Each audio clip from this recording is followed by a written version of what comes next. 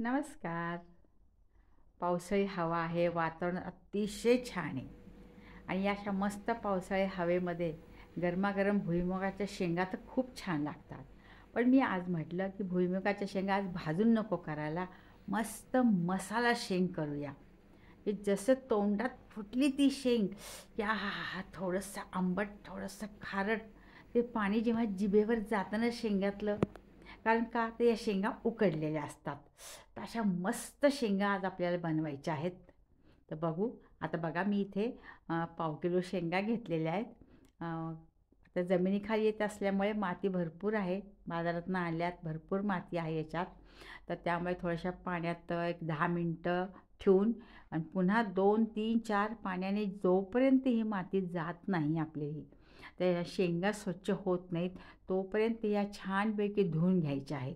कारण ती जर आपण तोंडाने जर फोडली ती शेंग, तर ती माती आपल्या तोंडात जाण्याची शक्यता आहे. म्हणून अतिशय काळजीपूर्वक या शेंगा सगळ्या स्वच्छ करून घ्यायच्यात. तुम्ही बघू शकतात की मस्त शेंगा स्वच्छ झालेल्या आहेत. बऱ्याच 2-4 पाण्याने मी धुतलेल्या आहेत आणि माती एकदम काढून टाकली आहे.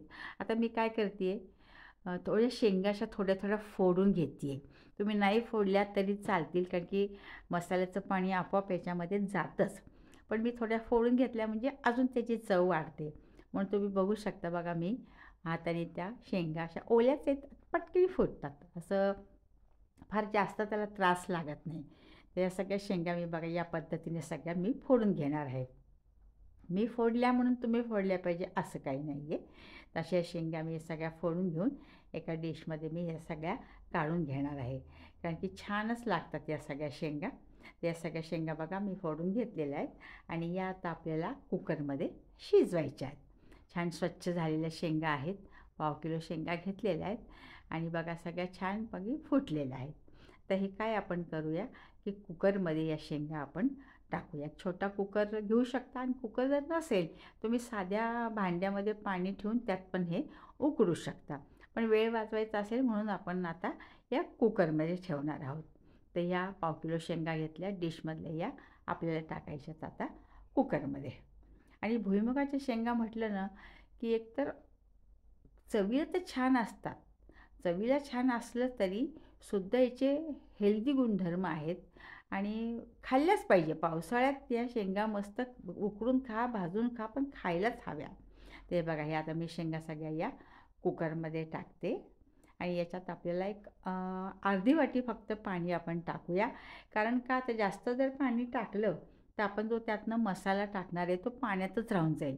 म्हणून शेंगा थोड्याशा अशा भिजतील. इथपर्यंत तुम्ही बघू शकता, एक अर्धी वाटी फक्त मी पाणी टाकलेलं आहे.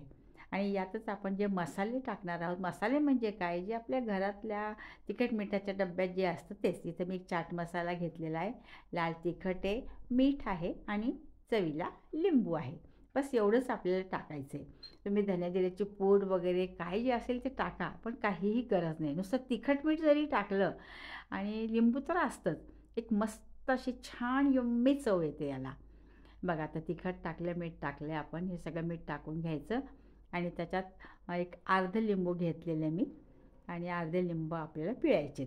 जास्त पाणी आपण टाकलेलं नाही आहे, कारण की हा जो आपण मसाला टाकतो ना तो पाण्यातच राहतो मग आणि शेंगामध्ये शिरत नाही. आणि थोड्या पाण्यात जर असेल तर त्यामध्ये शेंगा छानपैकी शिजतात.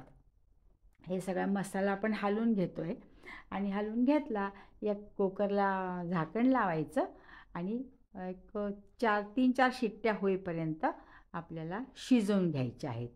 आणि शिजल्यामुळे काय होतं, आपण जे टाकलेला जो मसाला आहे तर तो या शेंगांमध्ये शिरतो आणि त्यामुळे जो आतले जे शेंगदाणे आहेत त्याला एक मस्त अशी खमंग आणि छान अशी चव येते.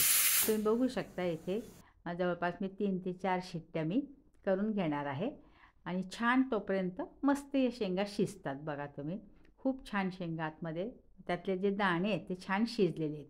आता आपण या शेंगा त्या डिशमध्ये काढून घेऊ आणि नंतर तुम्हाला दिसेल की थोडंच पाणी उरलं आहे, कारण की आपण पाणी जास्त टाकलंच नव्हतं.